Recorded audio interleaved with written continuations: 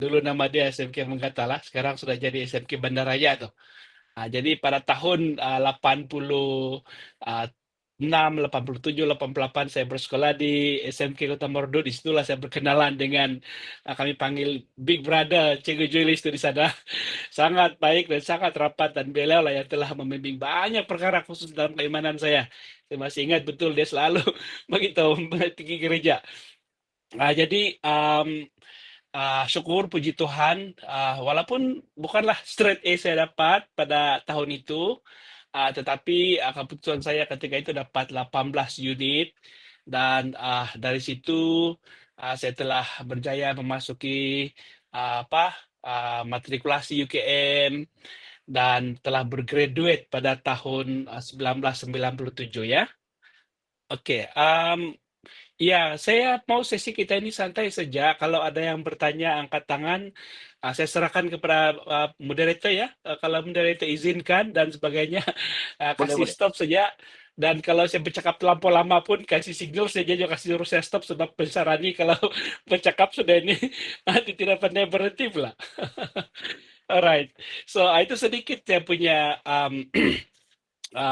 imbasan tentang SPM ya. Nah, di depan saya ini boleh angkat tangan yang akan ambil SPM kah? Kamu thumbs up berapa yang ambil? Alright, so oke, haleluya. Kalau kamu mau tanya, tanya saja ataupun chat di box ya, sebab saya rasa saya mau sesi ini interaktif. Nah, perkara kedua yang saya mau kupas adalah apa tips mau cemerlang ini. Ini saya rasa yang straight to the point lah, orang bilang kan. Nah, apa yang saya mau kongsikan ini boleh saya katakan bukan setakat teori. Teori itu sangat penting, tetapi apabila saya menoleh kembali ke belakang ya, menoleh kembali apa yang telah saya lalui pada tahun 1990 itu, dan sampailah hari ini, khusus saya punya anak-anak sendiri. Nah, untuk makluman para pendengar, adik-adik, anak-anak ya, saya ada 3 orang anak, seorang sudah graduate bekerja di Hilti. Dia belajar dulu di Thales dalam bidang IT, mendapat first class dan double degree, dikaruniakan oleh Thales University dan juga Bristol dari UK, dan mendapat beasiswa penuh. Dan saya lihat banyak cemerlang dalam dia punya SPM juga sampailah di hari ini. Dan sekarang ini anak perempuan saya pun kekal dalam Liga First Class di UPM, mendapat beasiswa daripada Gamuda. Dan saya melihat mereka sangat bagus dalam pelajaran. Begitu juga dengan anak bongsu, dia dapat di UM sekarang ini dalam bidang biochemistry. Nah, saya bukanlah bercerita pasal keluarga di sini ya, tapi saya mau meyakinkan ataupun memberi satu message bahwa apa yang saya katakan ini saya nampak sendiri dan saya laksanakan sendiri dalam diri saya sendiri dan juga anak-anak ya. Itu saya punya tujuan. Nah, bila saya renung balik, apa resepi? Kenapa saya berjaya? Kalau mungkin soalan begitu, kenapa yang lain berjaya? Begitu. Jadi saya dapat pusatkan sebenarnya kembali kepada perkataan SPM tuh. SPM. Disitulah saya lihat, saya imbau kembali, inilah yang saya dapat katakan kalau saya boleh tinggalkan kepada Anda pada malam hari ini ya. 3 perkara ini. Yang pertama daripada huruf S tuh. S. SPM S. Yang pertama S. Ya, pertama itu adalah sasaran. S adalah sasaran. Nah, apa yang saya maksudkan dalam sasaran ini, apabila saya imbau kembali saya sendiri, sebab latar belakang saya petani.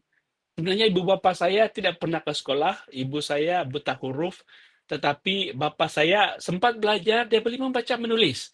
Saya pikir mereka berdua adalah orang yang paling bijak dalam dunia. Oke, kenapa saya katakan begitu? Mereka lah yang telah menanamkan sebenarnya satu benih dalam hati saya. Dia bilang, apa kau mau ini? Kau boleh pilih, dia bilang. Kau mau ikut kami pegang cangkul ataupun kau mau pegang pen. Sebenarnya apabila saya lihat kembali sekarang, mereka sebenarnya mengajar saya untuk menetapkan sasaran.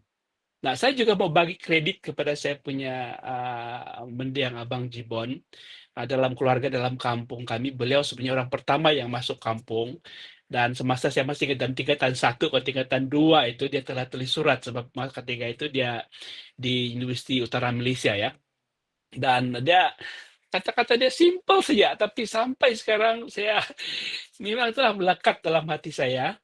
Um, Boleh dengar lagi ya, kadang-kadang pada yang berhenti ini. Dia bilang, Nanang, ini nama kampung saya, Nanang, dia bilang, kita ini orang miskin. Ibu bapak kita miskin, kita tiada apa-apa. Pendidikanlah yang dapat menimbus kemiskinan kita. Jadi itulah kata-kata yang telah betul-betul membakar saya punya semangat bahwa saya tidak mau hidup susah lagi, Bah. Macam saya punya ibu bapa. Bukan kita membenci kemiskinan, tapi saya bilang, saya mau sesuatu yang lebih baik daripada mereka ini. Jadi dalam hati saya tertanam satu sasaran yang saya mau lebih baik. Cuma walaupun ketika itu saya belum ada gambaran apa yang baik itu. Ya, apa yang baik itu.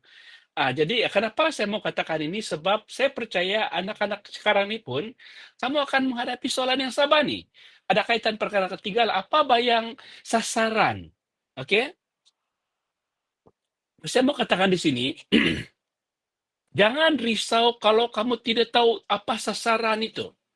Macam sasaran maksudnya, saya mau jadi doktor, saya mau jadi cigu, saya mau jadi jurutera. Kamu mungkin bilang, saya tidak sasaran. Nah, kalau saya pikir balik, saya dulu pun begitu juga. Macam apa ini? Tetapi satu yang sangat jelas, saya mesti buat lebih baik. Saya bilang, saya mau buat lebih baik. Nah, bila saya kenang, dan inilah sebenarnya yang saya ajar kepada anak-anak. Saya bilang, kamu kena sasaran, dan apa sebenarnya sasaran itu? Ternyata bahwa apabila sasaran yang jauh itu, saya kena kasih pecah itu kepada kecil-kecil sasaran itu. Dan apa itu sasaran? Saya mesti cemerlang dalam setiap peperiksaan ujian yang saya akan ambil. Kalau misalnya minggu depan ada ujian percobaan, itulah saya punya sasaran itu supaya cemerlang. Berikutnya ada percobaan, itulah saya punya sasaran. Dan apabila saya ingat sampai sekarang daripada SPM, matrikulasi, ijazah, saya melihat bahwa saya punya sasaran adalah sebenarnya the next test itu. The next test, the next test.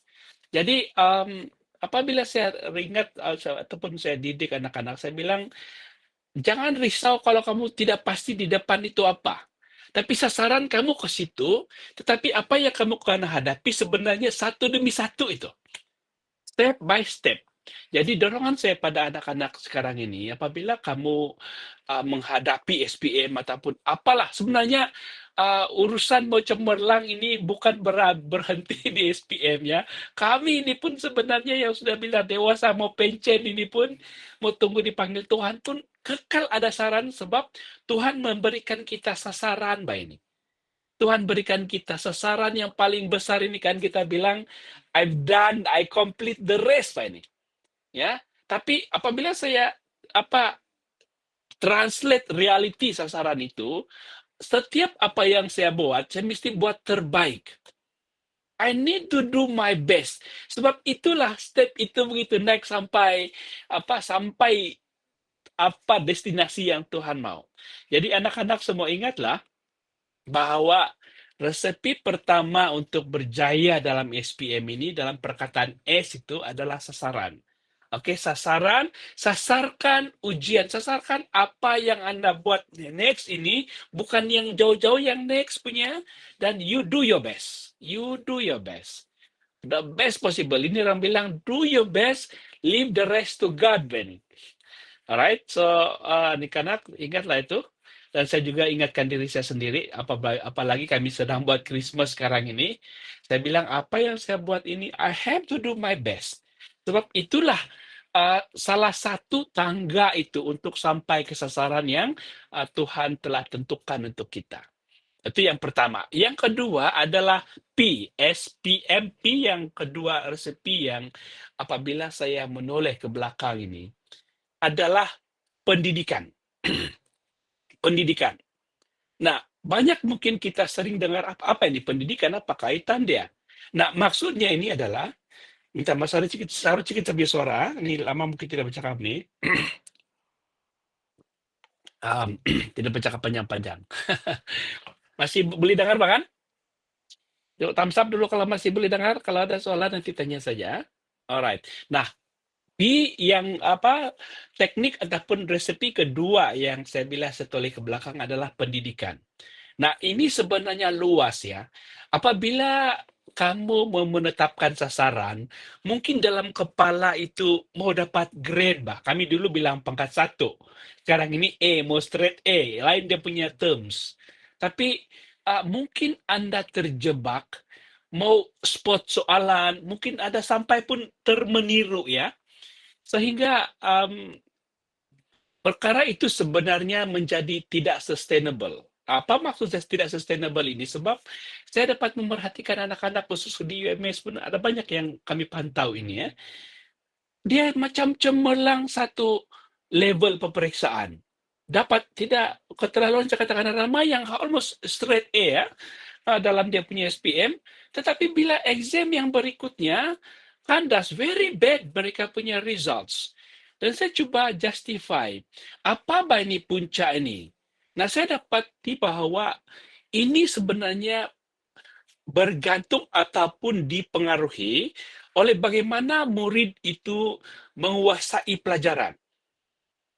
Jadi maksudnya, apabila kamu belajar itu kan, memang dalam kepala Moskow yang terbaik.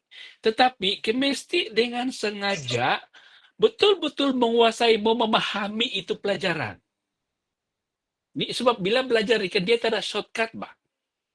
Jadi kalau bilang, saya mau sko ini, saya mau skip bab. Ada saya mau skip.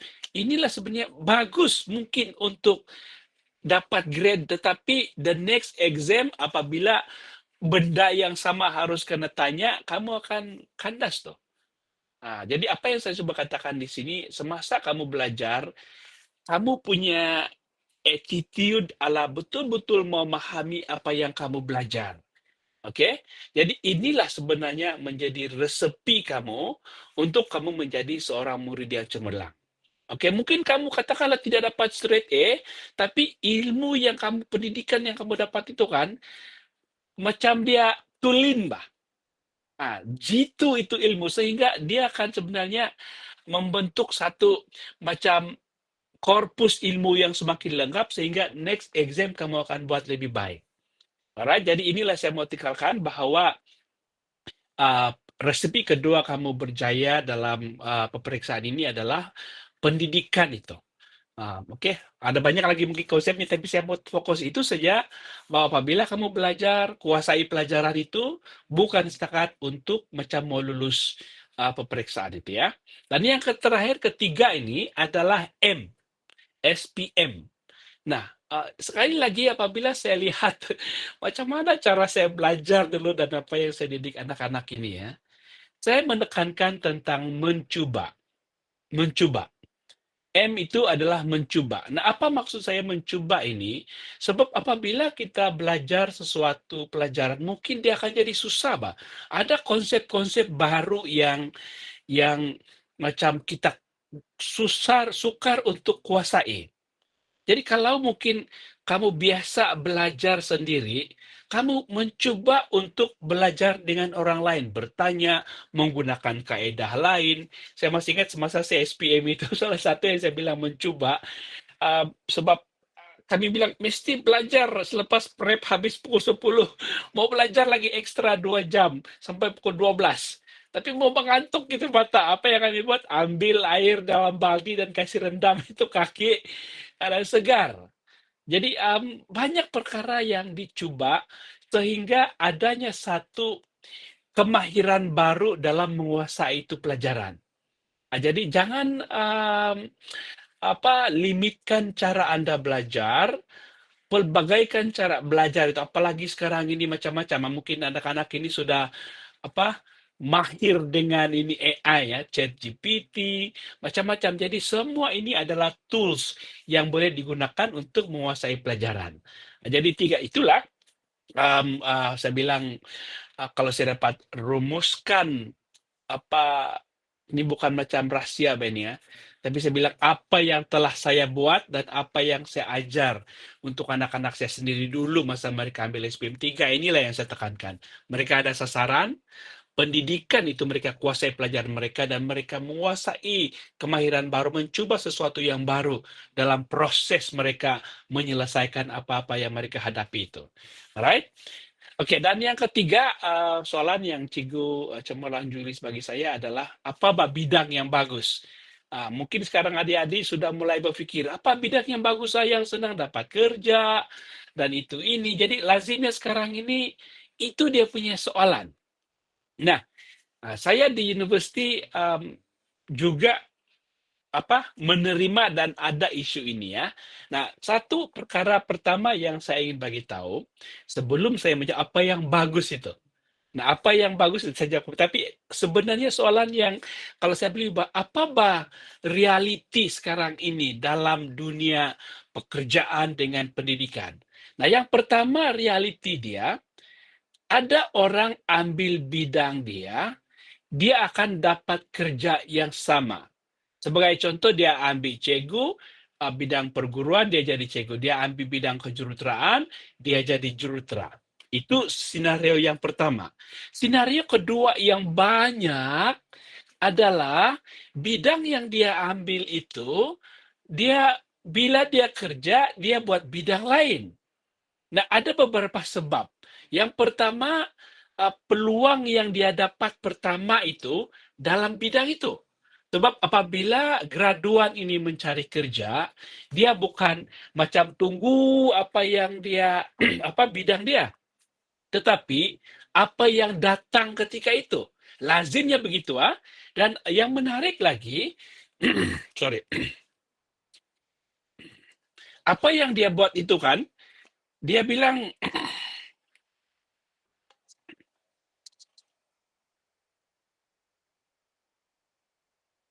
sorry, saya kasih mute supaya saya boleh batuk.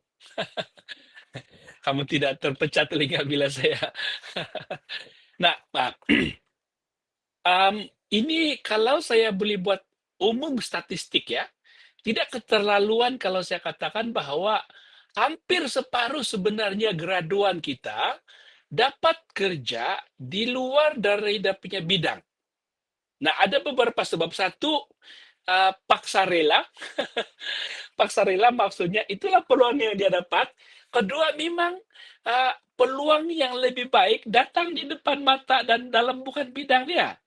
Dalam kami kejuruteraan banyak kami punya graduan ini yang kami lihat dia menjadi data analyst, ada yang jadi event manager, ada yang kerja di sales peter, macam-macam lah. Mereka punya kerja yang bukan direct betul bidang yang mereka pelajari. Jadi kalau begini situasinya, apalah tujuan universiti itu jadi ini yang saya mau bagi sedikit gambaran kepada anak-anak yang bakal ambil SPM dan bagaimana skenario dia. Sebenarnya ilmu pelajaran ini kan adalah satu proses membentuk kita ini. Kita ini sebagai pribadi yang equip nih. Kita unequip, mampu berpikir, mampu dapat menyelesaikan masalah, dan itulah sebenarnya tujuan proses pembelajaran ini. Sehingga kalau misalnya kamu dapat bidang kerja yang sama, itu pun sebenarnya akan ada evolusi itu, ada kelainan daripada apa yang kamu pelajari. Tetapi kamu mampu menyelesaikan ataupun mengikuti bidang pekerjaan berkenaan, sebab kamu telah memiliki ilmu kemahiran berpikir dan skill set yang kamu pelajari di universiti. Jadi itu dia punya gambaran. Jadi kalau mau juga bertanya apa bidang yang ngama, nah jawaban dia ini satu, saya bilang kalau anak-anak saya lah, anak saya pun tanya juga soal yang sama, just tell me apa bidang yang bagus ini, apa bidang yang bagus. So saya bilang dia bila cerita bagus ini, you have to define apa bagus tuh. Satu mungkin dia bilang gaji lah bang. Apa bidang yang gaji dia tinggi? Dia macam tuh. Jadi gaji ini pula, ini cerita penyaksi kita, ada dua faktor. Yang pertama adalah bidang itu sendiri, kedua adalah syarikat. Sebagai contoh, saya boleh katakan jurutera misalnya. Jurutera ini kalau dapat company yang kecil, kecil lah dia punya gaji itu, tidak besar. Tapi kalau dapat di company yang besar, besarlah dia punya gaji. Lebih kurang begitu. Dan begitu juga ada bidang-bidang lain lah, macam saya punya anak sulung, dia bidang IT. Bidang IT ini pun saya lihat di pasaran, dia banyak berbeza mengikut kemampuan syarikat itu. Nah, yang kedua adalah bila bilang bagus ini, saya mau yang dekat dengan saya punya parents, family. Jadi inilah yang menjadi bagusnya dia. Jadi kalau kamu jenis yang apa susah betul keluar daripada kepompong family, semakin kecil lah kamu punya skop pilihan kerja. Tetapi cadangan saya dan apa yang saya nasihatkan, jangan risau tentang semua itu. Sebab bila kamu semakin progres dalam kamu punya ilmu, benda ini akan menjadi lebih mudah bagi kamu. Dunia inilah sebenarnya kamu punya prospek peluang pekerjaan itu. Ya, dan sudah pasti yang ketiga itu adalah faktor pasaran kerja apa yang ada. Nah, pasaran kerja ini pun very dynamic ya. Dynamic maksudnya sekarang mungkin bidang kerja itu hangat. Tapi selepas by the time kamu pergi di university, bidang itu sudah berubah. Jadi begitulah dia punya suasana alam pekerjaan ini, sehingga sesuatu yang dynamic. Jadi saya tidak mau tinggalkan apa bidang-bidang tertentu bagi Anda, sebab satu yang saya dapati dalam bidang pekerjaan, macam anak-anak saya sendiri, mereka bidang lain-lain. Seperti yang saya katakan tadi, yang sulung ambil IT, yang nomor 2 ini ambil civil engineering, yang nomor 3 ambil biochemistry.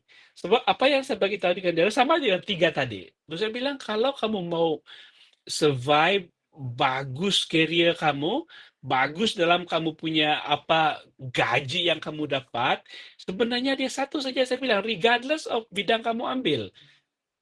Resepinya adalah you yourself, saya bilang dengan dia orang. Kalau kamu bagus dalam kamu punya apapun bidang yang kamu ambil itu, don't worry about kamu punya career. Itu akan jadi baik. Oke, jadi maksudnya kamu nih akan jadi bagus. You become an expert, the best in your field. Everything gonna be in place. Ya, jadi itu saja. Terima kasih. Saya kembalikan kepada Cikgu Cemerlang Julius. Ya, harap saya cerita lama. Terima kasih.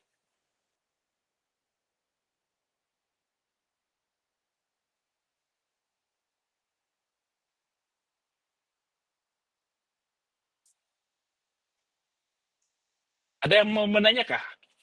Tapi saya kembalikan kepada moderator lah kan. Cikgu Julius macam mute mic. Oh iya betul. Aduh tuh macam mana nih. Oke, Prof terima kasih banyak. Prof memberikan apa tuh maksud selain SPM, Studi Pilihan Malaysia itu sasaran, pendidikan dan mencoba. Mantap.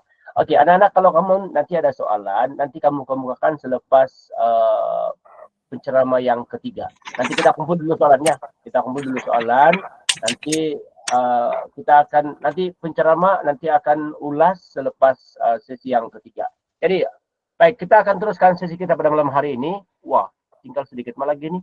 Sudah 8.48 lagi sudah nih. Baik, kita akan meneruskan sesi kita pada malam hari ini. Oke, kejap ya. Oke.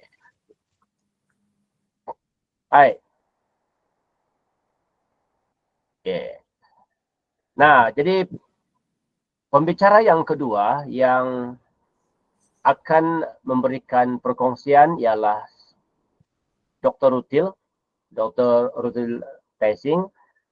Saya baca sebentar terlalu ya biodata beliau. Cikgu Rutil mendapat pendidikan sekolah rendah di SK Taginambur, Kota Belud dan SK Tagaroh, Kota Merudu. Oke. Kemudian sekolah menengah di SMK Kota Merudu, tingkatan 1 sampai tingkatan 5. Ini sekolah saya dulu nih. Sekolah saya bersama dengan Dr. Jidon juga nih dulu.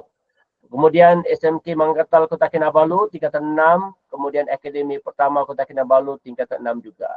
Kemudian pengajian tinggi di USM Pulau Pinang, Sarjana Muda Pendidikan dengan Kepujian. Kemudian di UNISIL Selangor, mengambil Masters dalam Pengurusan Disiplin.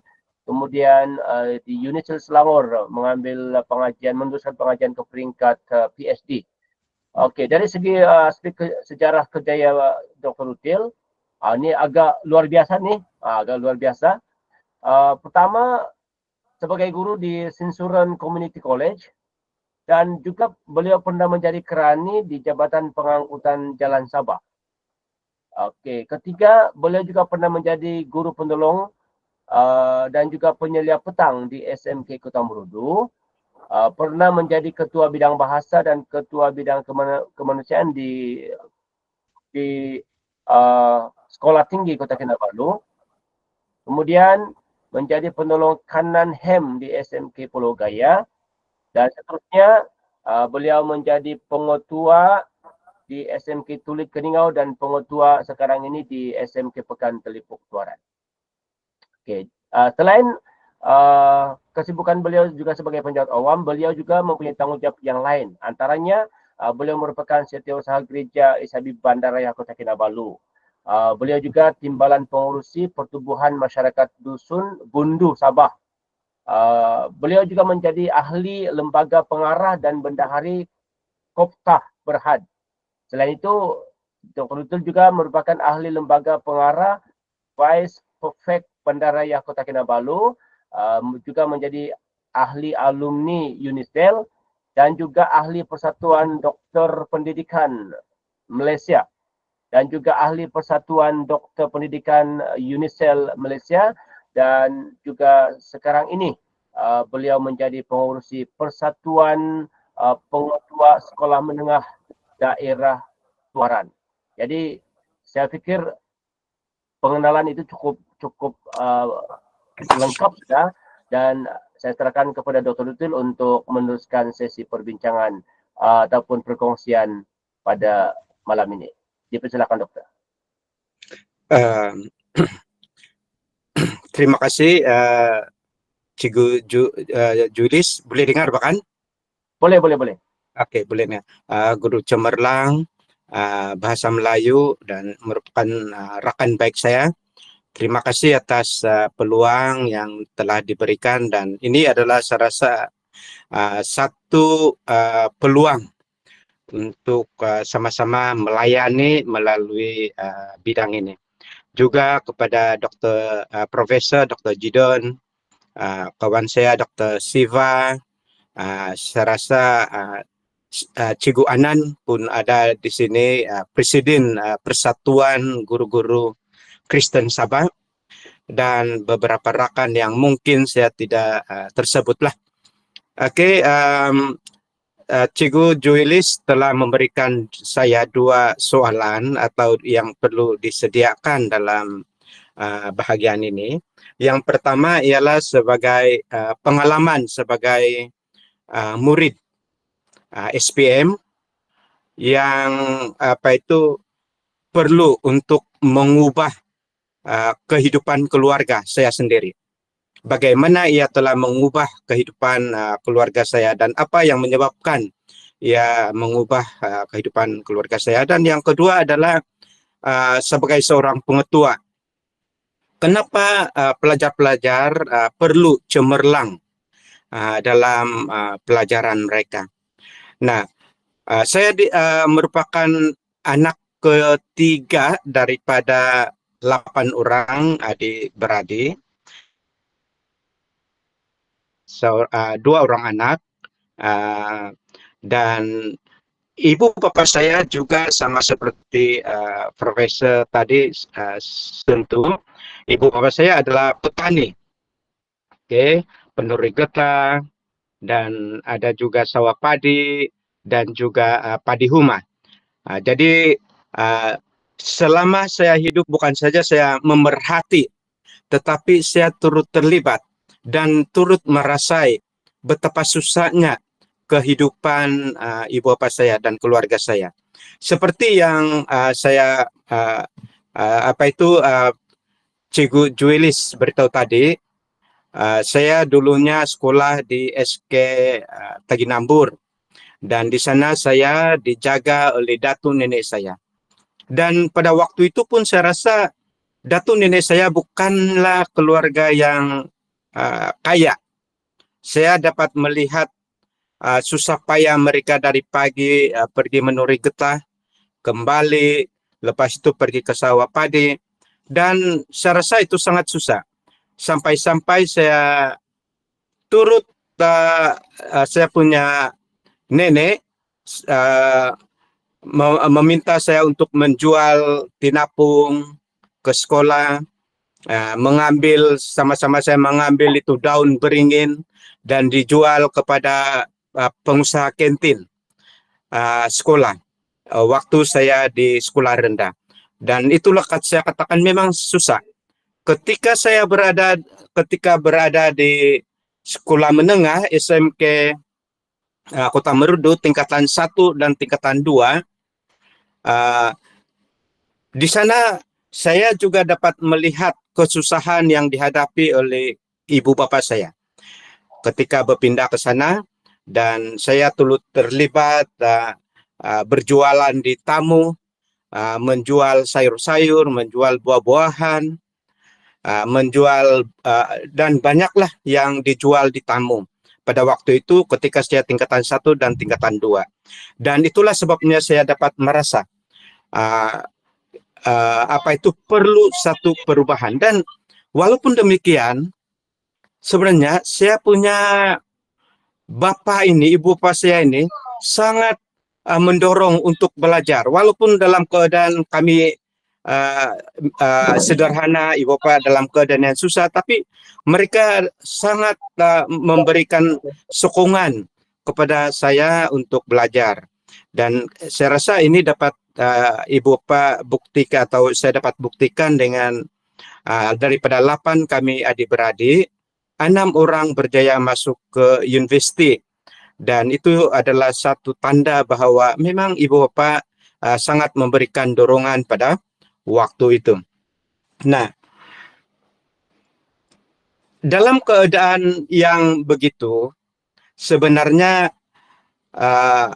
faktor utama kenapa ada sedikit, bukan sedikit, ada perubahan dalam diri saya untuk mau lulus dengan cemerlang dalam SPM dan juga berjaya dalam kehidupan adalah faktor keluarga. Karena keluarga, ibu bapak saya mendorong saya, dan kesusahan yang dialami oleh mereka perlu dihentikan. Maksud saya ialah perlu diputuskan kemiskinan itu. Saya masih ingat ibu bapak saya selalu cakap, kalau tidak mau belajar, jadi petani, jadi penuri getah, dan sebagainya. Saya tidak memandang rendah tugas petani dan penuri getah, tidak sama sekali. Tetapi saya rasa pada waktu itu ibu bapak saya sudah merasa sangat susah, dan petani secara kecil-kecilan pada waktu itu bukanlah memberikan satu keuntungan atau satu pendapatan yang baik, dan itu perlu diputuskan pada waktu itu. Nah, yang berikutnya ialah saya memiliki guru-guru yang memang sangat baik.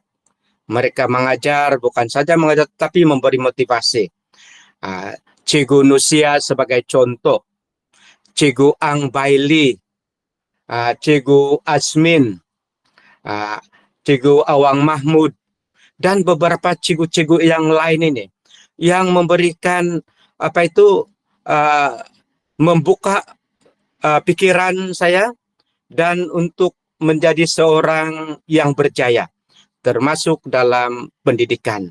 Jadi banyak lagi guru-guru yang lain yang saya tidak dapat sebut, tetapi guru-guru inilah yang memberikan, guru-guru yang pernah mengajar saya lah yang memberikan banyak suntikan semangat kepada saya. Nah, anak-anak murid yang ada di sini, kita perlu hargai guru-guru ini. Kita perlu hormati mereka. Karena mereka lah sebenarnya yang bukan saja mengajar ilmu kepada kita, tapi mereka adalah ibu bapak kita ketika kita berada di sekolah. Jadi itulah bagi saya sangat menghargai guru-guru yang ada di sekolah yang pernah mengajar saya. Karena mereka lah yang telah memberikan kesedaran kepada saya. Yang Selain daripada itu adalah karena dalam lingkungan persahabatan saya bersama-sama dengan rekan-rekan yang memang mau belajar, yang mau berjaya, bukan yang suka melepak atau bukan yang suka melakukan perkara yang menjejaskan masa depan. Nah, saya tidak katakan kita perlu tidak bergaul dengan mereka-mereka yang seperti itu, yang bersifat negatif. Bukan itu maksud saya. Tetapi maksud saya ialah sebagai pelajar tingkatan sekarang ini yang tingkatan 5, kita perlu membuat satu ketetapan bahwa kita perlu dikelilingi dengan rekan-rekan yang mau belajar macam Anda sendiri.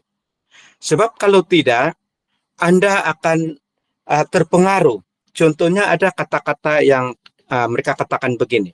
Kalau sekiranya kamu adalah kalau sekiranya kita bergaul dengan orang yang tidak mau belajar, lama-lama kita pun tidak mau belajar. Tetapi kalau kita mau bergaul dengan mereka yang mau belajar, kita akan turut terbakar atau hati kita turut sama-sama mau belajar. Jadi itu juga yang membuatkan saya berjaya atau lulus dalam SPM. Tapi saya mau kasih tahu lagi ya, anak-anak murid saya lah. Saya bukanlah pelajar yang betul-betul pintar. Saya rasa saya jauh berbeza daripada pelajar seperti Profesor Dr. Dr. Jidon atau yang lain-lain itu. Tidak, saya pelajar biasa yang kalau nanti saya nyatakan keputusan saya SPM bukanlah yang terbaik. Tetapi apa yang saya miliki ialah memang saya betul-betul berusaha untuk mencapai kejayaan itu. Saya betul-betul belajar. Nah, selain daripada itu, saya juga memiliki beberapa idola. Ini memberikan satu mereka ini menjadi suri teladan, menjadi tempat untuk saya sentiasa bersemangat. Saya melihat mereka dari jauh. Ada di antara yang saya lihat mereka dari jauh, tetapi itu memberikan semangat kepada saya untuk belajar. Sudah tentu abang saya sendiri, Josli Taising, menjadi satu pendorong kepada saya untuk belajar dengan baik, karena pada waktu itu dia sudah selesai tingkatan 5 dan dia sudah waktu itu dia sudah bekerja. Dan saya juga memiliki beberapa orang yang menjadi idola saya sebenarnya. Saya punya sepupu sendiri, Penatua James Muyong. Begitu juga dengan Cikgu William Pan. Begitu juga dengan Kusan Kerido, Sualim Gopog, Simeon Lalung, dan beberapa yang lain. Mereka ini sebenarnya menjadi idola kepada saya. Mereka tidak ada di kalangan mereka yang tidak kenal saya. Tetapi saya melihat mereka dalam aktiviti-aktiviti di gereja. Misalnya dalam kemah muda-mudi pada waktu itu. Saya tidak berapa pasti ada sudah konferensi muda-mudi atau tidak waktu itu. Tetapi dalam kemah muda-mudi, saya melihat mereka.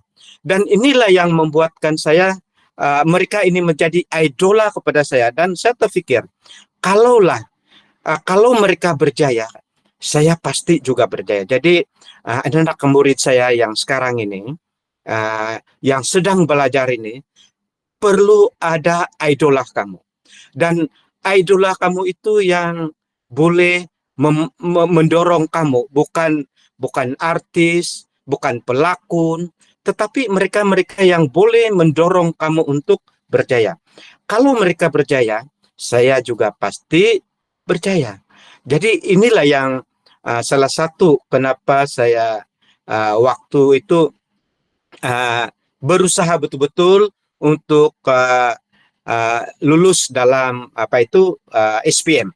Nah, selepas itu saya juga menggantungkan pengharapan saya kepada Tuhan,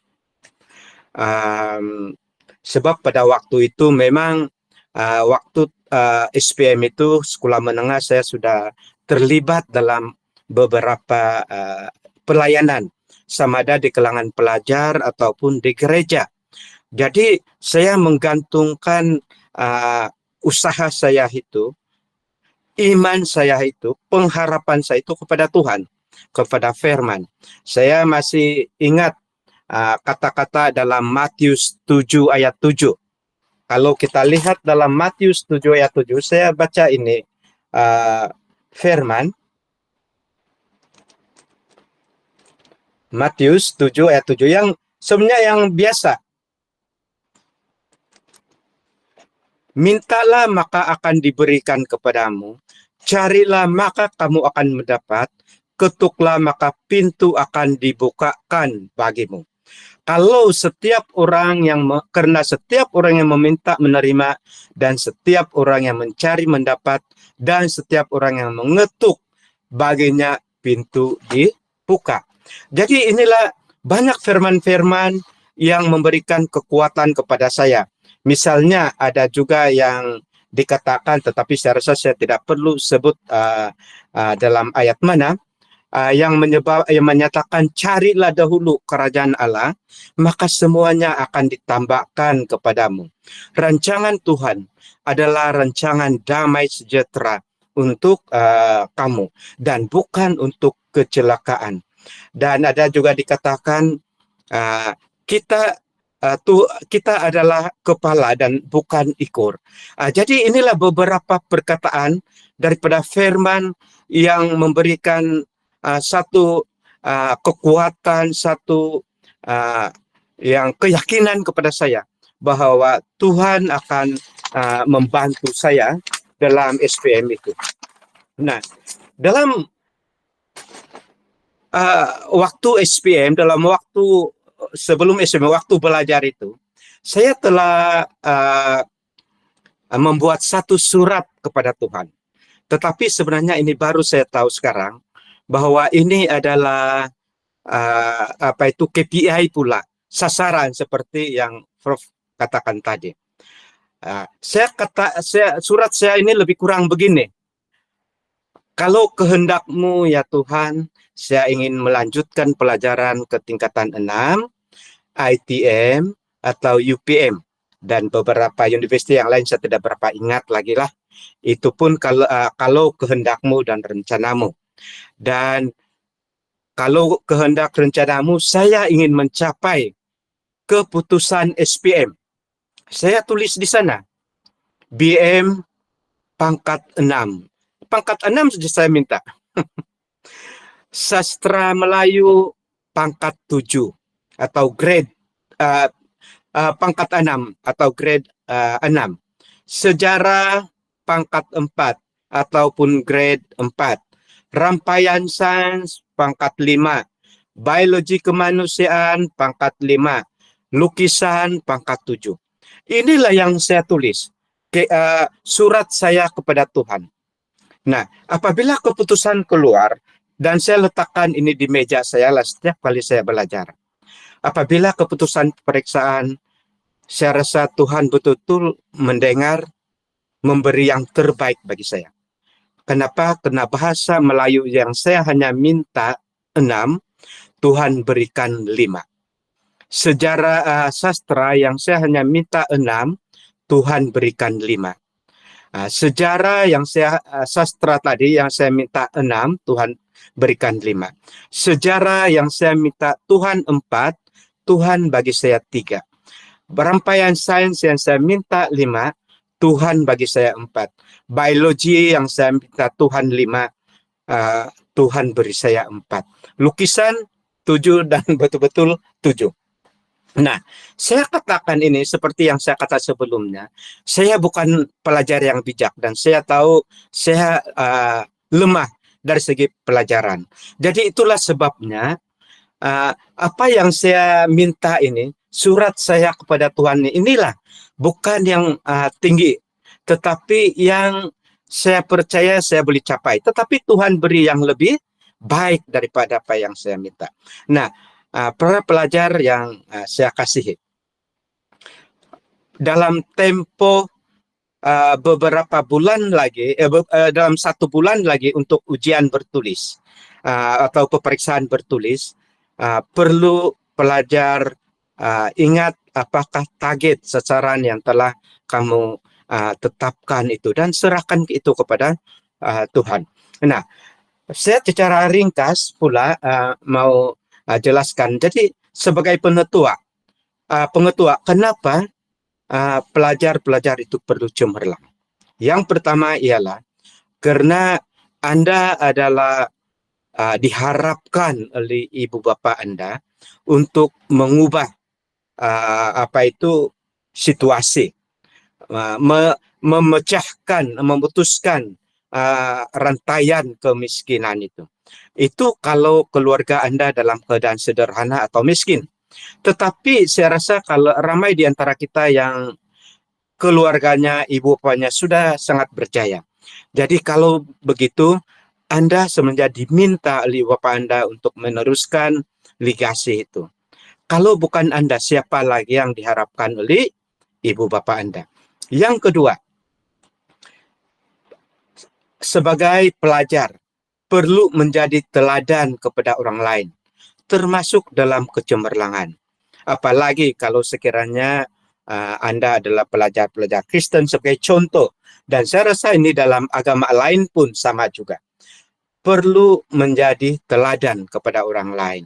Yang ketiga, peluang akan terbuka luas untuk melanjutkan pelajaran di mana-mana universiti atau mendapat kerjaan keuangan apabila Anda mendapat keputusan yang cemerlang.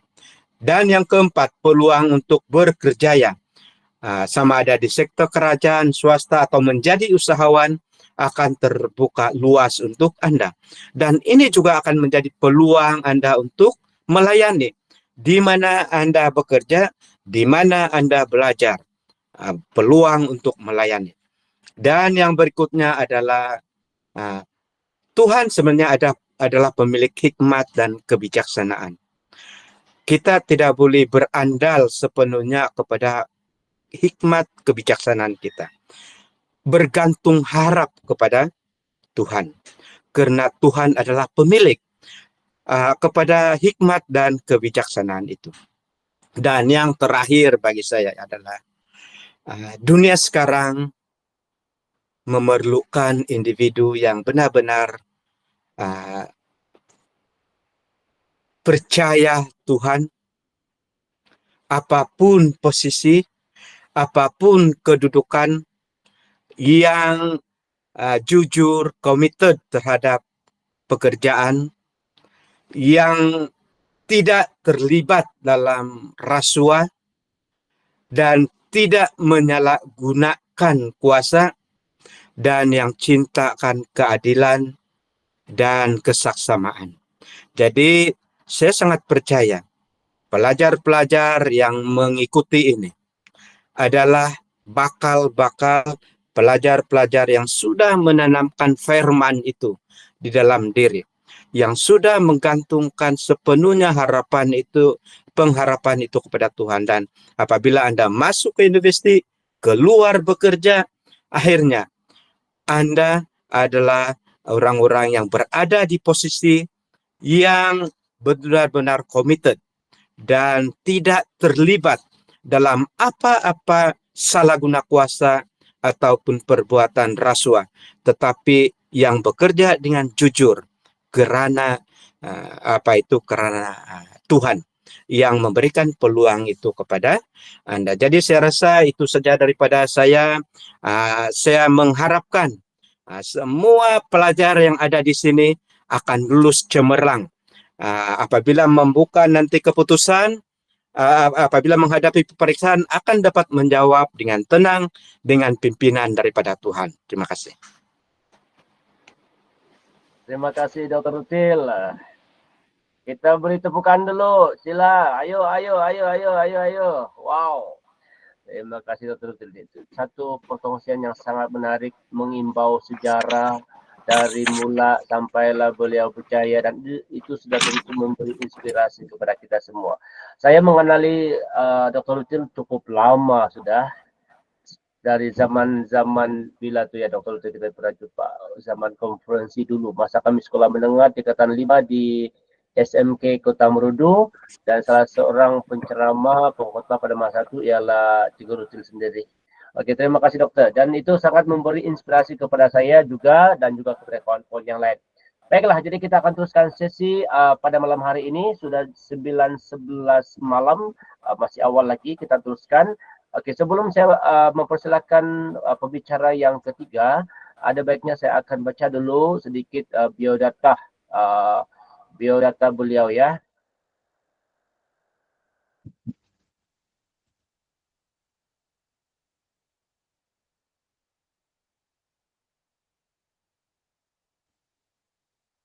Okey, saya akan baca sedikit sebanyak siapakah pembicara yang akan menyampaikan perkongsian ketiga pada malam hari ini. Beliau ialah Dr. Siva Sanggar Subramanium. Saya mengenali beliau sejak 2009. 2009 tak silap saya. Okey. Dan sekarang ini beliau merupakan pengetua Sekolah Menengah Metodis Nibong Tebal. Ya. Beliau lahir di negeri Pahang, sudah berkahwin dan dikaruniai 3 orang anak lelaki, semuanya handsome luar biasa. Ijazah pertama beliau Indonesia dalam bidang bahasa dan sastra. Kemudian beliau mengambil masters di UMS, kemudian menyambung pengajian ke peringkat PhD di Universiti Sains Malaysia, dan yang hebatnya ditaja oleh Kementerian Pendidikan Malaysia. Dr. Siva pernah bertugas di SMK Kemabong tahun 1999 sehingga 2014. Wow, suatu ketika dahulu ya. Dan pernah jadi guru sendaran dan penolong kanan serta guru cemerlang bersama-sama saya lah dulu sebelum beliau tamu belajar ya. Dan kini sebagai pengetua di SMK Metodis Nibong Tebal Pulau Pinang bermula tahun 3 bulan Februari 2020. Okey, jadi untuk tidak melengahkan masa, saya serahkan kepada Dr. Siva untuk sesi perkongsian yang terakhir. Silakan doktor. Ya, shalom. Terima kasih Cikgu Julius, guru cemerlang hebat, rakan baik saya. Dan segala puji syukurannya bagi Tuhan sebab dapat berkumpul di sini. Dan pada saat ini juga saya agak teruja juga dengan hampir 117 orang dengan orang-orang hebat yang di dalam Tuhan. Amin. So yang pertama Profesor Dr. Jidon, Dr. Rutil, dan Cikgu Anan, Puan Nora dari JPN KPPK, dan tidak lupa Cikgu Robert Taringan. Dan yang paling hebat hari ini moderator kita lah, Cikgu Julius. Yang penting kita perlu ucapkan syukur kepada Tuhan kerana dapat merealisasikan program pada malam ini. Saya rasa ada rencana Tuhan kenapa kita berkumpul di sini. Dan apapun, apa sahaja yang dibincangkan atau kita bicarakan, saya pasti akan menjadi satu inspirasi kepada kita semua lah. Dan saya sendiri apabila saya dengar daripada Cikgu Julius sebagai moderator dan juga daripada Prof. Dr. Jidon, Dr. Rutil, banyak perkongsian yang sudah pasti perkongsian ataupun kesaksian yang mereka bicarakan tadi, semuanya adalah kerana kasih karunia Tuhan yang luar biasa. Okay, so kita bagi saya segala-galanya kita miliki, yang saya miliki semua adalah milik Tuhan. Dan pada pagi ini, pada malam ini, saya akan kongsikan sedikit.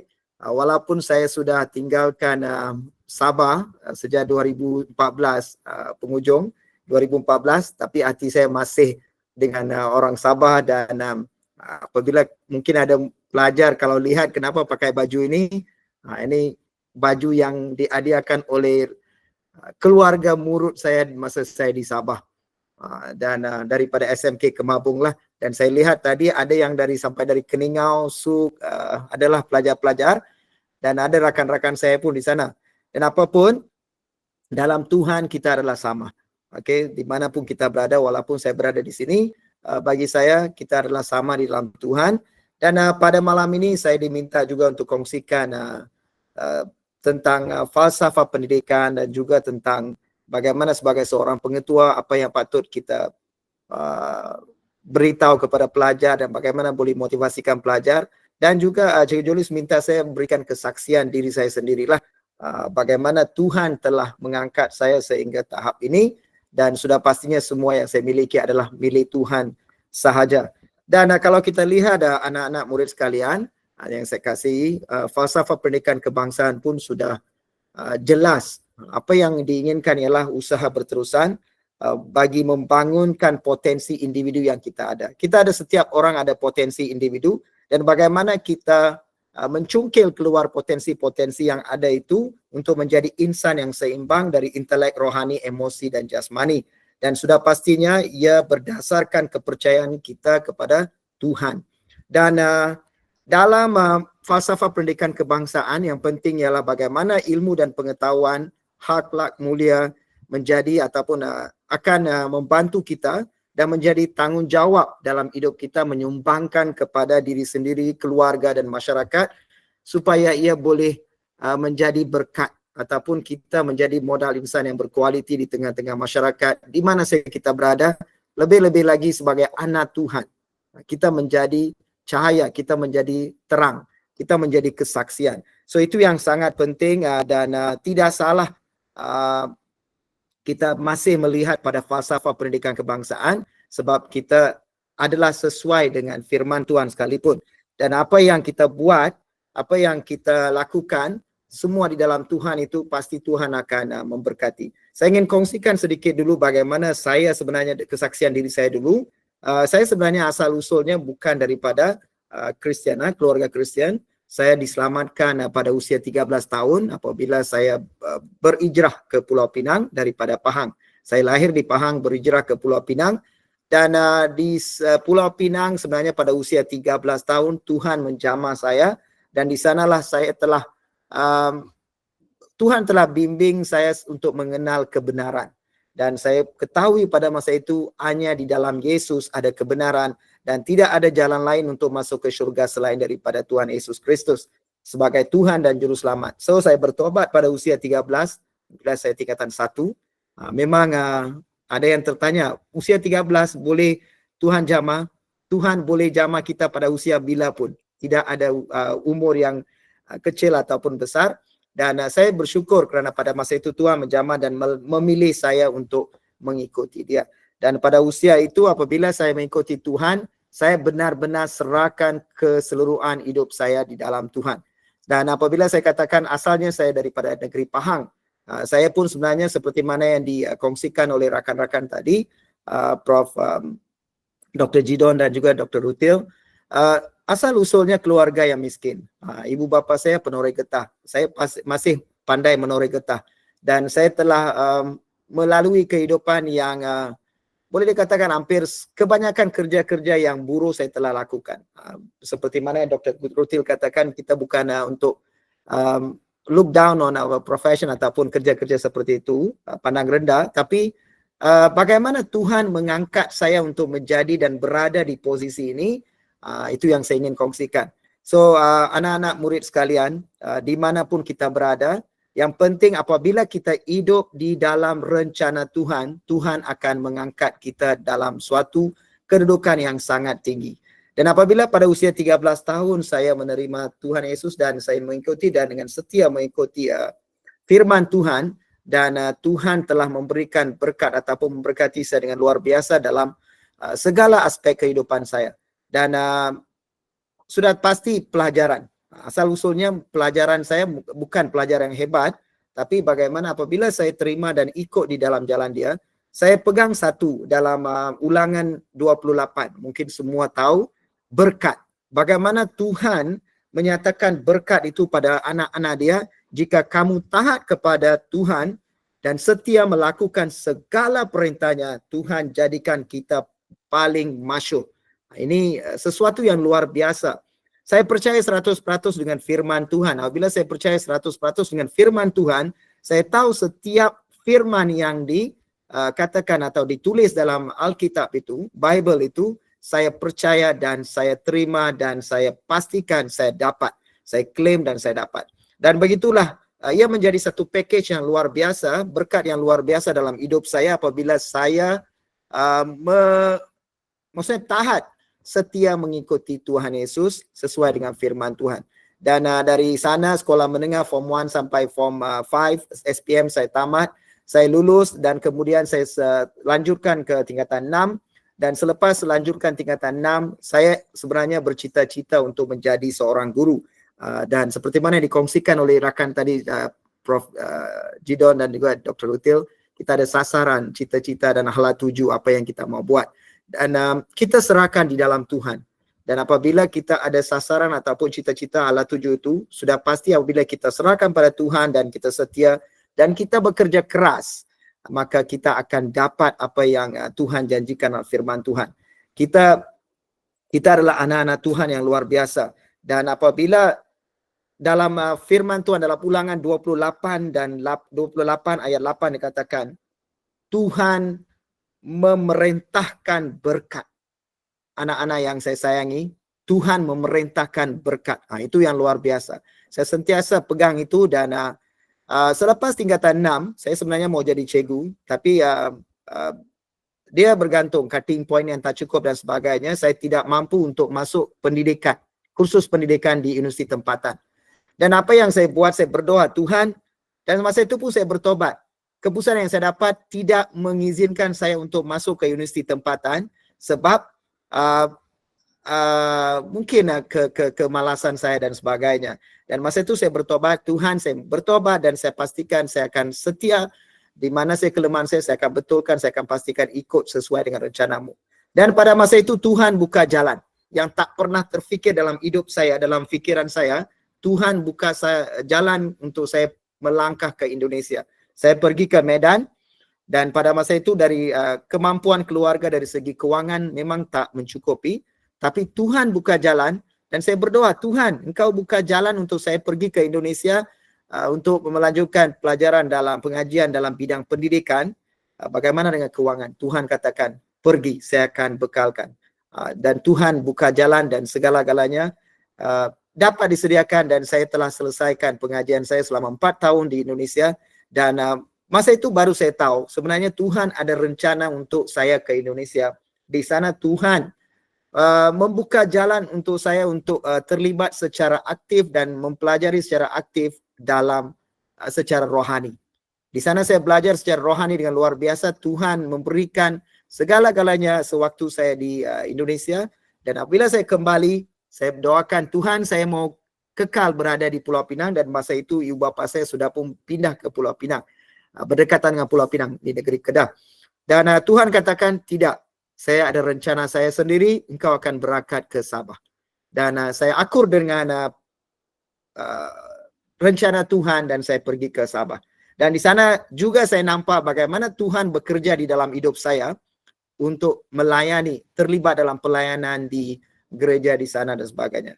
Dan dalam pada masa yang sama saya sudah masuk dan di sekolah. Saya pernah mengajar di SMK Kemabung selama hampir 16 tahun.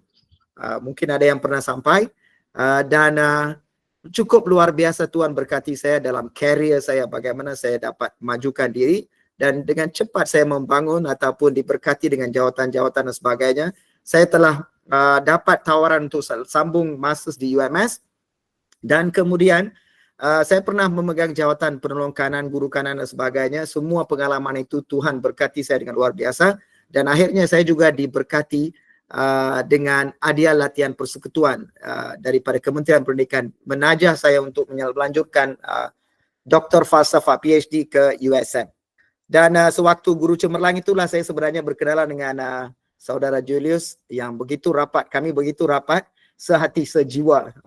Dan banyak aktiviti yang kami terlibat dan menghasilkan buku dan sebagainya. So anak-anak saya yang saya kasih sekalian, semua yang saya kongsikan ini adalah kerana kasih karunia Tuhan yang luar biasa. Dan tak pernah saya terfikir saya akan pergi ke luar negara, tak pernah saya terfikir saya akan dapat selesaikan masa saya, tak pernah saya terfikir juga saya akan sambung PhD dan juga boleh dapat beasiswa dan sebagainya. Dan apabila saya terima beasiswa dan sebagainya, satu perjalanan yang cukup luar biasa iaitu PhD saya. Dan biasa orang katakan permanent damage. Dan orang yang pernah melalui, saya rasa Prof. Dr. Jidon mungkin sangat mengetahui tentang pelajar-pelajar yang dibimbing, bagaimana perjalanan pelajar PhD itu. Sangat seksa sebenarnya. Tapi Tuhan telah mengangkat saya pada masa itu pun. Tuhan angkat saya dan memberkati saya untuk mendapatkan PhD saya. Dan saya dengan megah saya katakan PhD yang saya pegang ini bukan milik saya. PhD yang saya pegang ini adalah milik Tuhan semata-mata. Memang milik Tuhan. Sebab hanya kerana dia saya dapat memperoleh doktor falsafah. Dan pada masa yang sama apabila saya selesai tamat pengajian saya ditempatkan sebagai guru biasa di salah sebuah sekolah yang saya mengajar sekarang. Dan Tuhan angkat saya sehingga dengan cepat sekali saya menjadi pengetua di sini. Dan semuanya sangat cepat dan saya menjadi pengetua yang paling muda di Negeri Pulau Pinang apabila saya dilantik sebagai pengetua pada usia 46 tahun. Dan semua adalah kerana, itu yang saya katakan, apabila kita setia di dalam Tuhan, dan Tuhan akan memberikan package berkat itu akan menjadi milik kita. Dan anak-anak yang masih berkembang di dalam Tuhan, pastikan rajin mencari Tuhan, rajin berdoa, rajin melakukan kehendak Tuhan. Dan Tuhan pasti akan membawa dalam rencananya yang sangat indah. Dan tips-tips belajar itu memang banyak yang dikongsikan oleh rakan Dr. Ruptil dan Prof. Jidon. Dan saya akan kongsikan sedikit juga daripada firman Tuhan lah. Dan firman Tuhan mengatakan sebagai anak Tuhan, kita perlu belajar, rajin. Perlu belajar daripada semut. Itu yang dikatakan dalam Amsal 6:6. Dan apabila kita lihat bagaimana semut boleh mengatur diri sendiri dengan disiplin, dengan tidak ada pemimpinnya, tidak ada ketua, tidak ada penguasa, tapi dia mampu untuk berdisiplin, melakukan kerja yang sepatutnya untuk supaya ada makanan pada setiap masa, kita perlu belajar daripada itu. Dan apa yang kita lihat itu adalah daripada firman Tuhan. Dan kita menjadi kepala. Juga dikongsikan oleh rakan tadi, kita sentiasa menjadi kepala, kita bukannya ekor. Itu yang saya pegang sampai hari ini, saya anak Tuhan, saya adalah kepala, bukannya ekor. Di mana sahaja kita ditempatkan, kita akan jadi kepala. Apabila kamu berada di sekolah sebagai calon SPM, jadi kepala. Apabila kamu berada di tempat bekerja, jadi kepala. Maksudnya, kita telah diberikan segala tips untuk menjadi kepala itu dalam firman Tuhan. Tuhan katakan dia memerintahkan berkat ke atas kita. Dan apa yang penting ialah kita perlu sedar siapa saya di dalam Tuhan. Saya sebagai pelajar, siapa saya di dalam Tuhan. Saya sebagai calon SPM, siapa saya di dalam Tuhan. Berdoa dan dapatkan bimbingan yang luar biasa daripada Tuhan. Roh Kudus akan membimbing kita. Malah apa yang patut apabila saya ulang kaji, saya terus terang, apabila saya pernah ulang kaji untuk setiap peperiksaan, saya berdoa dan belajar, saya boleh rasakan Tuhan tunjukkan yang ini bahagian ini penting. Pastikan kuasai bahagian ini. Tak bahagian ini penting. Kepastikan kuasai bahagian ini. Secara tidak langsung Roh Kudus memimpin saya untuk mengulang kaji atau mengingati perkara-perkara poin-poin yang penting. Dan itu yang saya lakukan. Dan juga dalam firman Tuhan mengatakan kita adalah bangsa yang terpilih. Tuhan memilih kita untuk mengisytiharkan perbuatannya yang luar biasa. Kita dari gelap sudah masuk ke terang. Dan kita menjadi gemilang dalam setiap aspek.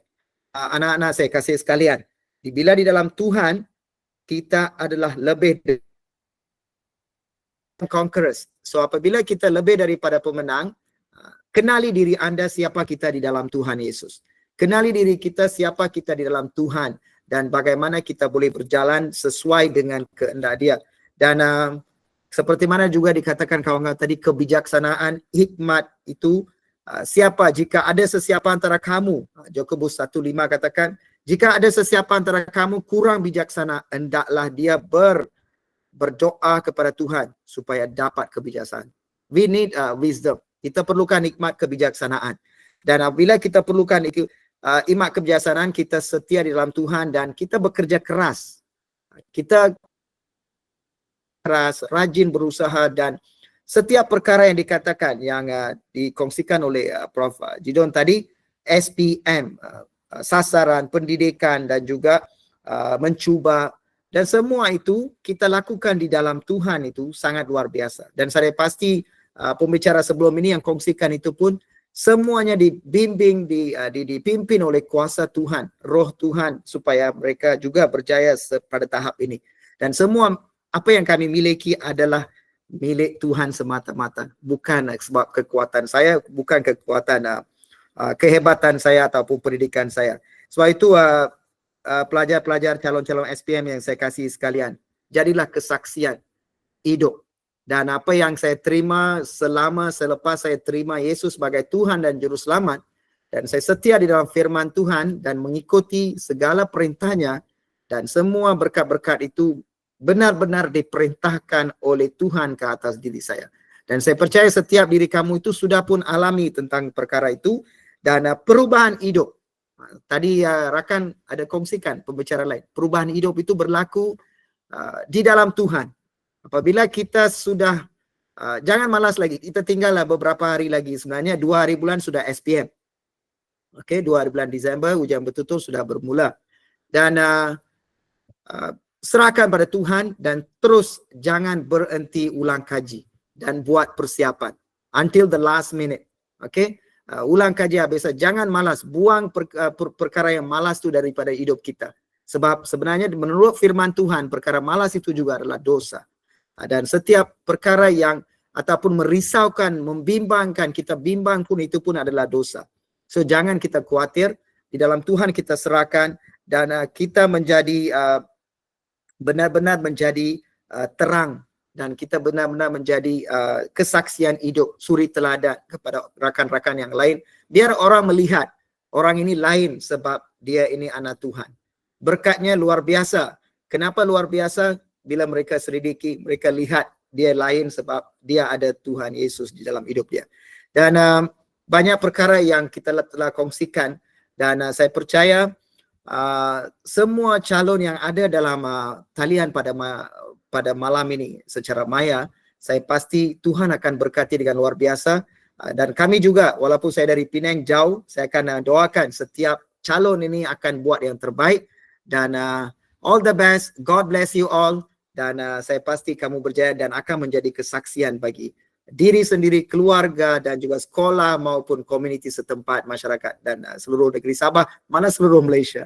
Okay, all the best, and God bless you all. Terima kasih, Cik Julius. Wow. Terima kasih Dr. Siva. Memang luar biasa perkongsiannya. Rujukan firman Tuhan yang sangat tepat, memang menjadi kepala, memang menjadi idola bagi kita semua. Okey, ada 3 soalan di sini. Nanti saya minta respon Prof, Dr. Siva ataupun Dr. Phil. Soalan daripada Betty Esther Salom.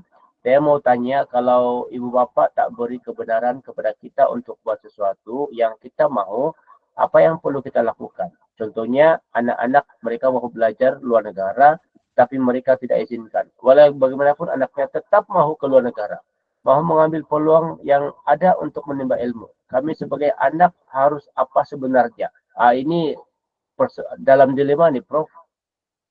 Okey, yang saya baca soalan yang kedua. Okey, cikgu, saya pernah tanya dengan senior-senior, tapi saya mendapat jawapan yang berbeza. Saya bertanya pendapat mereka mengenai menyambung tingkatan 6. Sambung ke tingkatan 6. Ada yang berkata senang dan ada yang berkata susah. Bagaimana mahu menetapkan matlamat? Okey, soalan yang ketiga.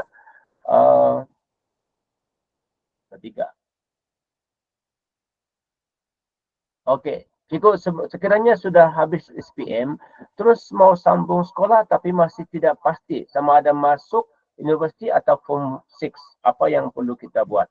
Oke, minta respon dulu daripada Prof atau Dr. Ruti atau Dr. Siva. Silakan dulu Prof.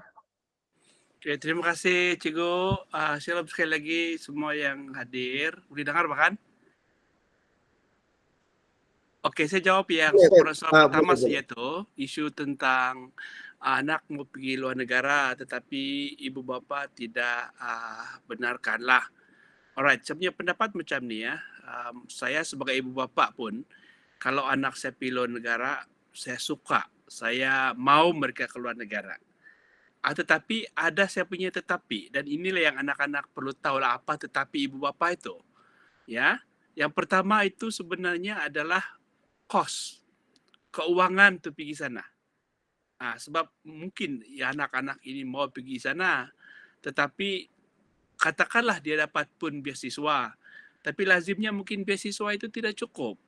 Sehingga perlu ada komitmen keuangan daripada ibu bapa. Jadi kemungkinan bapa ada reservation ataupun enggan sebab risau tentang kedudukan keuangan. Jadi itu yang pertama harus dijelaskanlah. Yang kedua, saya mengambil kira ini baru mau pergi luar negara, tapi belum pendapat tawaran lah. Jadi kalau macam mau pergi luar negara itu memang banyak dia punya requirement, keperluan, sehingga mungkin banyak usaha dan ibu bapa bilang, ayah tidak payahlah pergi itu, sebab bukannya kau dapat pun. ini senario basis ya, sebab maksud saya keadaan begitulah. Tetapi kalau misalnya semua itu tidak, maksudnya kamu ada tawaran, beasiswa pun ada, ibu bapa sepatutnya tiada masalah bagi duit, tetapi enggan bagi. Nah ini memang satu yang not easy, tidak susah, tapi saya apabila cuba menjawab soalan ini, saya akan kembali kepada ajaran Alkitab ini. Apabila kita berada dalam situasi begini, pengadil kita yang terbaik sebenarnya adalah Alkitablah, Tuhan sendiri. Nah, apa ajaran-ajaran Alkitab dalam konteks seperti ini? Jadi yang pertama, kalau saya dalam situasi misalnya SPM ini, memang jelas petikan Alkitab itu bahwa ibu bapa ini kita punya pembimbing ya. Ibu bapa telah dianugerahkan Tuhan untuk memimpin. Jadi dalam hal-hal yang gray area begini ya, sebab dia berbeza misalnya kalau kamu pergi mencuri, contoh begitu. Jadi memang terang-terang kita tidak boleh ikut. Tetapi soal mau pergi luar negara sehingga ibu bapa tidak benarkan, kalau saya boleh bagi nasihat lah, saya memang akan nasihatkan kena akur dengan ibu bapa. Kena akur dengan ibu bapa sebab satu, tiada apa ibu bapa ni yang mau tidak baik kepada kita ini. Jadi itu satu attitude yang kena tanam bahwa ibu bapa tiada. Dan jangan limitkan bahwa itulah dunia kita gelap sudah kalau tidak pergi overseas ketika itu. Sebab selepas itu banyak lagi peluang pergi overseas. First degree, second degree, PhD. Katakan sudah semua PhD, belum lagi kita pergi luar negara. Mungkin kamu boleh ambil second PhD, third PhD. Jadi maksudnya that's not the end of the world. Banyak lagi peluang di depan sana. Jadi asas yang saya mau bila anak-anak ada situasi seperti ini, the best sebenarnya memang kita rujuk kepada Alkitab. Pun begitu, maksudnya kalau ada kerisauan itu, bolehlah mendapatkan pandangan daripada mungkin pihak yang lebih memahami, misalnya di sekolah atau saya sendiri, kalau ini real situation ya, contact me, because saya mau tanya beberapa maklumat lanjut dari segi tawaran macam mana, negara di mana, berapa keperluan keuangan, budaya di situ macam mana, apa skill set yang kita perlu. Sebab kerisauan ibu bapa mungkin dia bilang, oh nanti kau terpengaruh. Ini juga salah. Tapi ada juga yang betul. Jadi maksudnya dapatkan maklumat itulah. Ya, jadi itulah saya punya nasihat. Terima kasih. Kembali Cikgu. Terima kasih Prof. Terima kasih banyak. Okey, ada tambahan Dr. Util, Dr. Siva? Saya rasa Prof dah jawab dengan sesuai dengan firman Tuhan, dan memanglah yang sesuai dengan firman Tuhan dalam Efesius 6 dikatakan hormati ibu bapa, dan mereka tak mungkin suruh kita buat sesuatu yang tak betul, tapi ada kerisauan dan sebagainya itu. Saya rasa Prof Gideon berikan tadi maklumat sekiranya masih semuanya cukup dan masih ibu bapa tidak benarkan, ada kemungkinan kerisauan-kerisauan tertentu. Dan saya rasa boleh hubungi Prof Gideon supaya boleh berikan penjelasan. Mungkin doktor lebih tahu tentang luar negara dan sebagainya.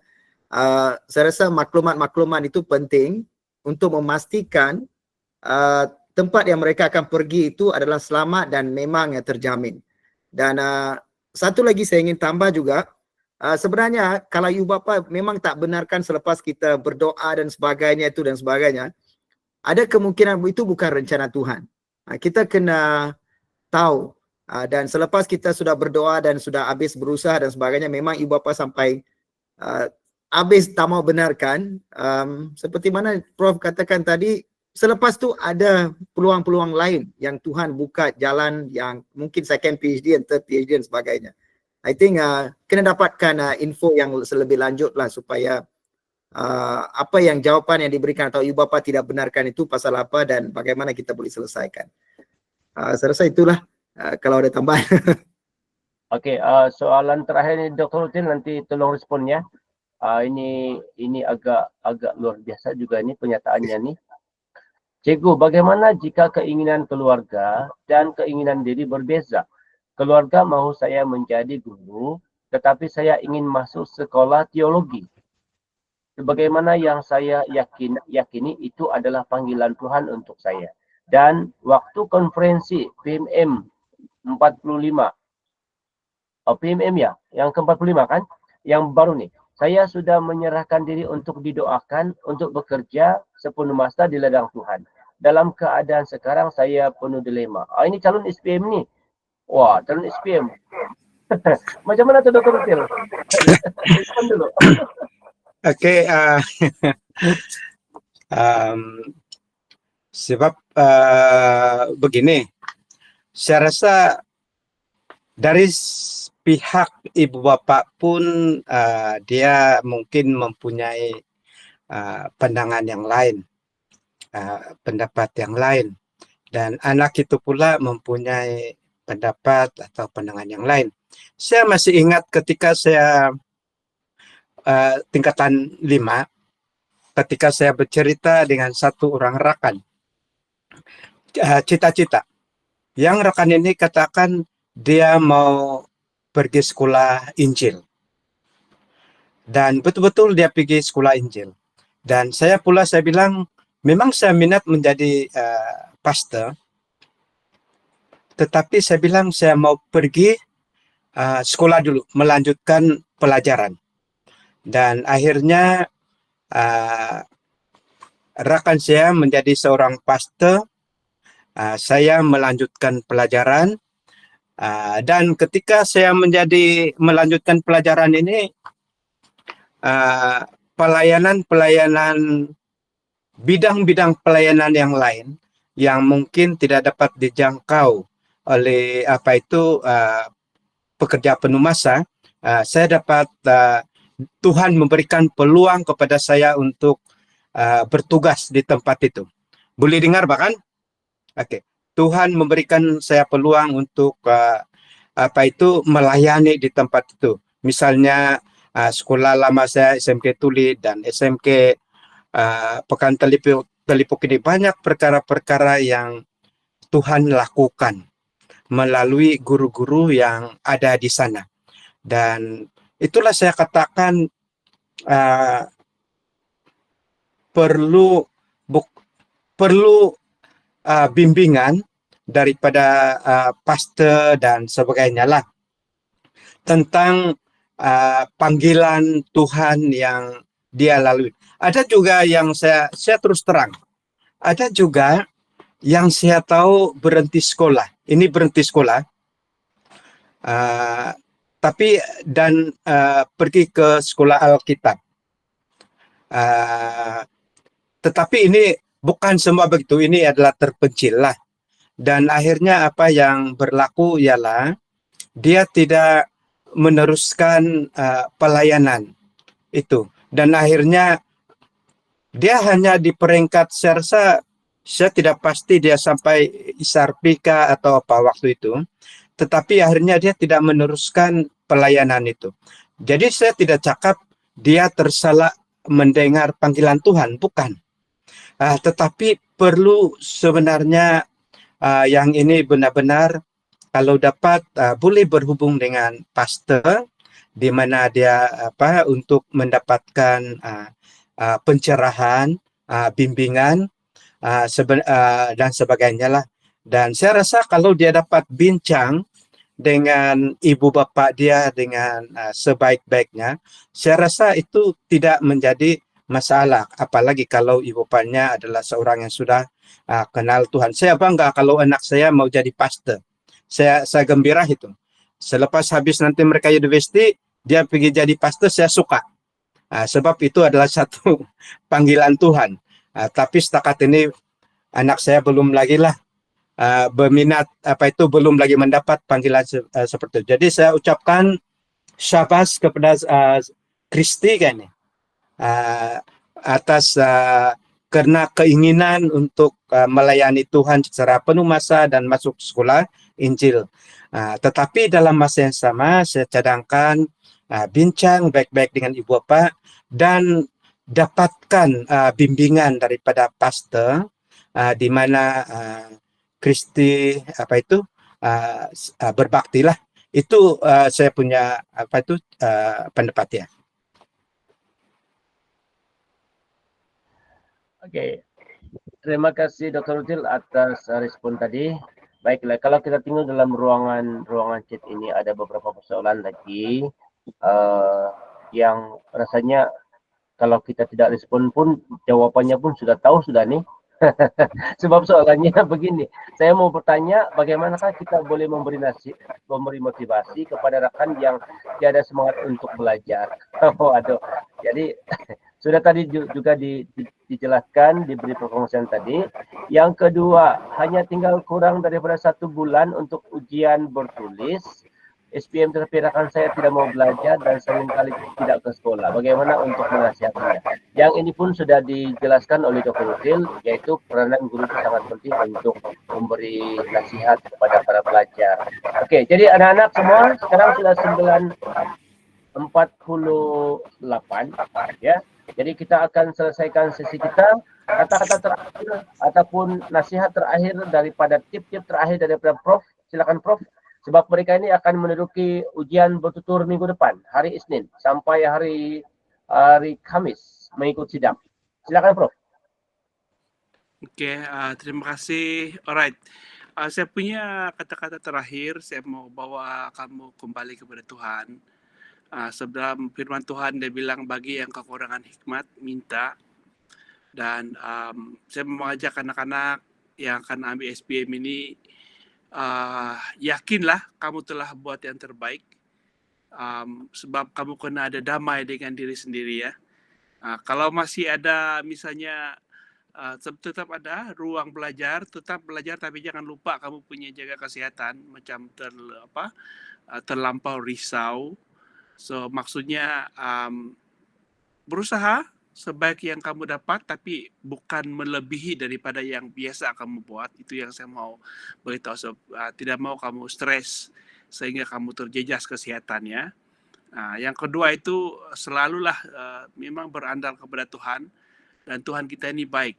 Tuhan kita ini siap memberikan hikmat yang kita minta dengan sejujurnya. Jadi do your best, leave the rest to God, dan itulah tanamkan dalam hati. Masa kamu belajar las ini, tidak salah berdoa kepada Tuhan. Tuhan, mudahkan sudah exam saya ini, mereka kau pimpin saya kepada soalan-soalan yang kalian tanya nih ya. Tanya begitu, tanya kepada Tuhan begitu, dan just do your best, serahkan kepada Tuhan sepenuhnya, dan do your best dalam hari-hari yang mendatang lah. Itu aja dari saya.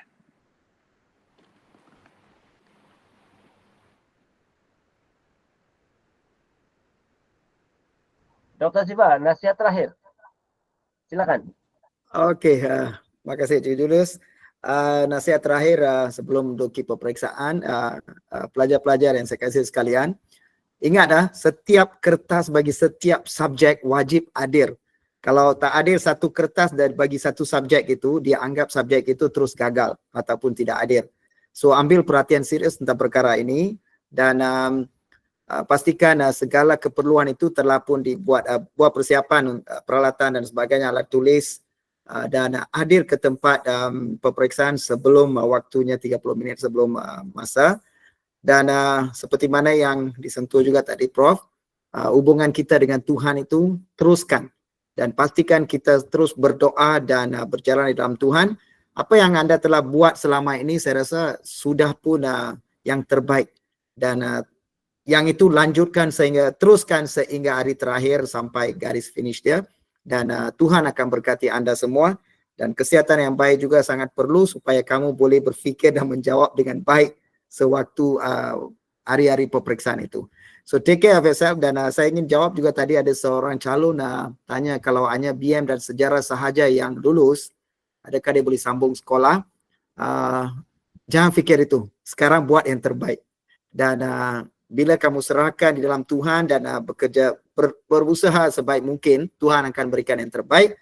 Dan apa sahaja keputusan yang kamu dapat itu, anda boleh berjumpa dengan kaunselor ataupun siapa sahaja yang cikgu-cikgu, bincang apa yang boleh dibuat. It's not the end of the world. Banyak yang boleh dibuat selepas itu. Yang penting di dalam rencana Tuhan kita berjalan, Tuhan akan bimbing kita, pimpin kita sehinggalah kita akan terus menjadi kesaksian hidup. Okay? So all the best. Tuhan berkati semua. Pastikan anda berjaya. Terima kasih. Terima kasih Dr. Siva. Okey, Dr. Util, tip terakhir, kata-kata terakhir, nasihat terakhir. Okey, terima kasih kepada adik-adik yang sedang menghadapi SPM sekarang ini. Yang paling penting ialah jaga kesihatan dan kamu fokus kepada SPM, bahagi masa, berikan tumpuan. Maksud dia ialah perkara-perkara yang tidak membantu kamu untuk fokus kepada SPM itu abaikan. Beri tumpuan kepada SPM. Dan dalam masa yang sama jangan lupa Tuhan itu adalah sumber hikmat. Tuhan itu adalah sumber kebijaksanaan. Matius 7 ayat 7 dikatakan, mintalah maka akan diberikan kepadamu, ketuklah pintu maka pintu itu akan diberikan, akan dibukakan kepadamu. Jadi saya sangat percaya. Yang penting juga ialah jangan biarkan ada kertas kosong yang tidak anda jawab. Mesti jawab semua. Sebab secara psikologinya kalau ada jawaban itu pasti ada markah yang akan kamu dapat. Jadi saya rasa itu saja, gantungkan pengharapan kepada Tuhan dan dalam masa yang sama belajar juga, tetapi fokus kepada pembelajaran dan abaikan perkara-perkara yang tidak membantu kamu untuk fokus kepada SPM kamu. Terima kasih. Okey, terima kasih Dr. Util. Okey, kepada semua pelajar, saya nak umumkan sesuatu perkara yang sangat penting kepada anda. Okey, kita akan memulakan sambutan KKCC, kan Tuan Prof, bermula 10 sampai 13. Nah, untuk para pelajar 13 hari bulan di Pondok 1 Pendidikan, kami akan menanti kedatangan anda di situ bermula jam 5 petang sampailah jam 10 malam. Saya Dr. Util, Dr. Losius Goliong, Cikgu Jimion akan berada di pondok itu untuk menyantuni anda. Dan apabila kamu datang ke sana, kamu tidak akan balik dengan tangan kosong sebab saya akan menyediakan beberapa pamflet. Antaranya ini. Tak nampak. Antaranya ini. Ini adalah inovasi yang saya buat untuk membantu pelajar lulus dapat menjawab soalan bahasa Melayu. Dan kamu akan dapat sekurang-kurangnya 6 bahan penting untuk membantu anda menjawab soalan bahasa Melayu pada 2 hari bulan Januari nanti. Jadi jangan lupa sebarkan kepada yang lain, serbu kami di Pondok 1, sebar betul-betul serbu kami di Pondok 1 kami akan memberi risalah, pamflet yang sangat penting untuk membantu Anda lulus cemerlang bahasa Melayu. Dan terima kasih banyak kepada Profesor Dr. Jidan, terima kasih Dr. Rutil, terima kasih Dr. Siva, terima kasih Tuan Pengetua Anan, terima kasih Puan Nora Markus, dan juga terima kasih kepada Robot Teringan, rekan-rekan guru, dan kepada semua pelajar yang telah masuk ataupun mengikuti sesi kita pada malam hari ini. Apa yang paling penting, sekali lagi tema kita pada malam hari ini yaitu cemerlang SPM bagi kemuliaannya. Jadi buktikan Anda boleh jadi kepala, Anda boleh menjadi berkat, cemerlang untuk SPM, untuk pelayanan Tuhan pada masa ini akan datang dan seterusnya sampai Maranatha. Untuk itu saya mempersilakan sekali lagi Pengetua Tuan Anan untuk menutup sesi ini dalam doa. Dipersilakan Tuan Anan. Oke, terima kasih. Mari berdoa. Tuhan Bapa di surga, Tuhan kami Yesus Kristus dan kuasa Roh Kudus, segala puji syukur kami naikkan kepada-Mu ya Tuhan atas segala penyertaan-Mu sepanjang sesi pada malam hari ini berjalan. Semuanya berlaku sesuai dengan kehendak dan rencana-Mu. Saya berdoa khusus untuk anak-anak Tuhan, pelajar-pelajar, murid-murid yang akan menduduki pemeriksaan SPM, kiranya mereka diberi hikmat 10 kali lipat lebih bijaksana daripada orang yang tidak mengenal Tuhan. Dan diberkatilah mereka sehingga mereka dapat menduduki pemeriksaan dengan tenang dan penuh pengharapan di dalam Tuhan Yesus Kristus. Terima kasih Tuhan, terima kasih juga untuk hamba-hamba Tuhan yang sudah berfungsi pada malam hari ini. Kiranya Tuhan juga terus memakai mereka dengan luar biasa untuk dipakai Tuhan di dalam setiap kapasiti dan juga posisi mereka. Terima kasih Tuhan, kami berserah penuh hanya di dalam dan di atas nama Tuhan kami Yesus Kristus. Amin. Amin. Amin. Amin. Amen. Thank you Prof, thank you. Ya, ada sesi bergambar Kak Cigo? Ada, mari. Ayo, kejap, saya tutup dulu tuh, itu recording. Ayo.